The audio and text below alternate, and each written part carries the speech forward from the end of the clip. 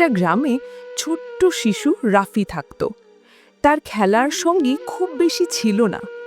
প্রতিদিন সে মসজিদের আঙিনায় যেত আর তাকিয়ে থাকত উঁচু মিনারের দিকে। সেখানেই বসে থাকত একটা সাদা কবুতর। প্রথমে ভয় পেয়ে পালাতো, পরে ধীরে ধীরে রাফির হাতে দানা খেতে শুরু করলো।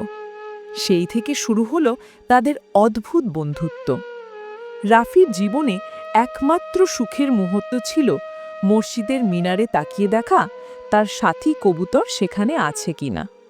নামাজের পর খেলাধুলার মাঝে কিংবা কাঁদতে কাঁদতেও সে মিনারের দিকে তাকাতো, আর কবুতর যেন নীরবে তাকে সাহস দিত।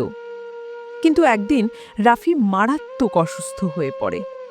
বিছানায় শুয়ে জানালার বাইরে তাকাতেই দেখল তার প্রিয় কবুতর মসজিদের মিনার থেকে উড়ে এসে প্রতিদিন তার জানালায় বসছে।